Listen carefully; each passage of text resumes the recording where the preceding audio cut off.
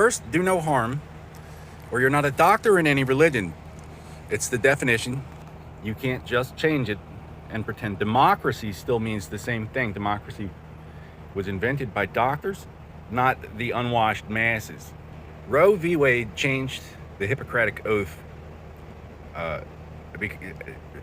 which is not within the scope of your authority. I mean, you can't still call yourself a doctor and be like, oh, well, I have to do something else.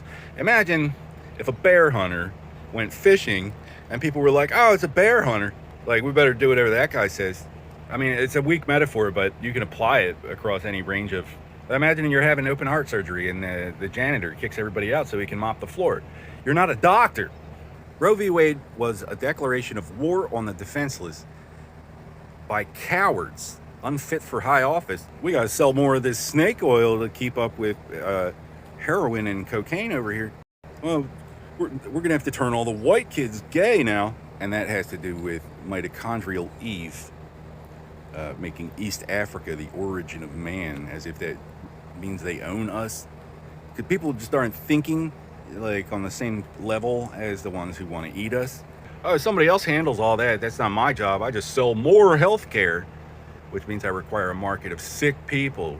People don't require my services unless they don't know how to do it themselves.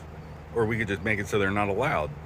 And the idea that people were resorting to like rusty coat hanger abortions in back alleys, you know, you can get a surgical curettage on Amazon for like $5. Sorry. You can get a surgical curette on Amazon. You can get a bundle for like 10 of disposable curettes. And I'm not saying that you should. I'm just saying when the Hippocratic Oath was written, the Greeks had a premise. What gives us the right to rule this place? Why should we defend anyone else if they're attacked by some heretical wizard whipping up a zombie apocalypse in the desert? How can it be argued that we're any different from them? First, do no harm, or you're not a doctor. You don't have the right to rule this place. The Muslims are like, but the ancient Greeks raped little boys. And it's true that the ancient Greeks had slaves, but Islam uses a tradition of Nubian mercenary slave raiding, where you're a slave of the prophet or the infidel, persecute or be martyred, because you're all slaves. Slaves have no rights. Slaves are always the first to get eaten. Our republic doesn't think about these things. We've always had, you know, France to handle that, and then the Israelis for a little while.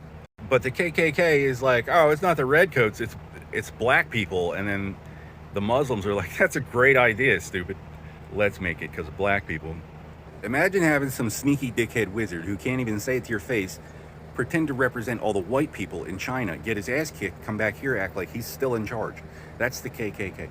They make a religious assertion to circumvent church and state and go overseas in the tradition of Catholicism, which does not assert military authority like over...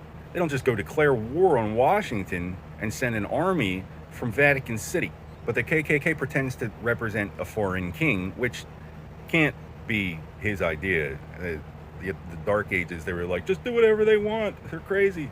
And just to prove it's not a real religion, the Chinese were like, all right, well, let's make an East African the last king of Scotland.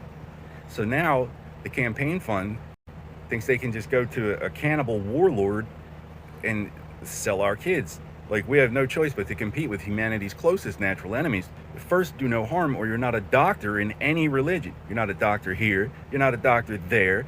If your religion doesn't have doctors, we can presume you're going to go bankrupt eventually. We used to have France, but they stabbed them in the back with de Gaulle, and then again in Vietnam, while the VC were called Charlie.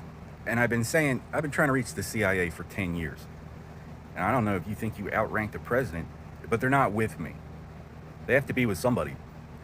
And Epstein wouldn't have been arrested, whether he killed himself or not, if his protection hadn't fled the country approximately 10 years ago. I've been trying to reach the CIA the whole time. They're supposed to be with somebody. Nobody ever raped an unconscious 6-year-old boy into a free press.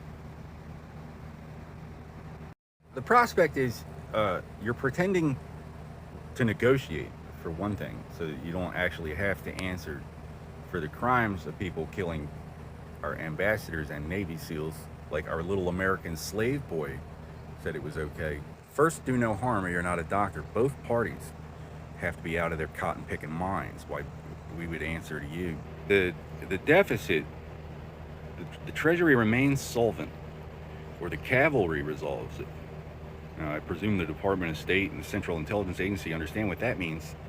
I don't expect the average jinglehead neighborhood watch hacker to know what I'm talking about. It's in the charter. There is no viable scenario where we run out of money and sell the voters. But these people are pretending that the CIA is God and that's them, and the phones are magic, and they don't have to.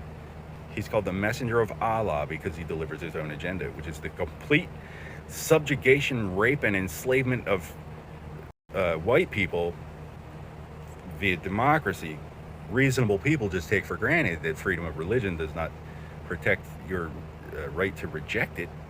There's no mechanism among, lawful diplomacy to rape an unconscious 6-year-old boy and pretend it was his idea behind his back for 30 years, try to kill him before he finds out because it was his idea. That doesn't happen.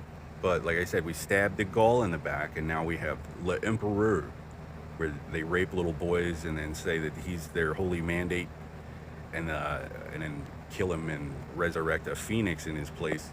But Jeffrey Epstein wouldn't have been arrested in the first place if his protection hadn't fled the country. So you're resurrecting a chicken, not a phoenix. They're gonna make a big old fried chicken, king of the white people. You'd have been better off the whole time just let me talk to the CIA. I wouldn't have to go in all this. Like, what are you gonna do? I mean, somebody's been trying to reach the CIA for 10 years. You're trying to silence him. I wouldn't even have known you existed had you not decided I'm not allowed to talk to the CIA.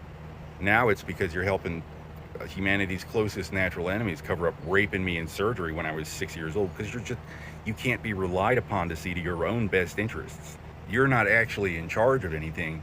You work for fugitives. They're just desperate. They're not in charge. You're a fatherless, clandestine zombie apocalypse.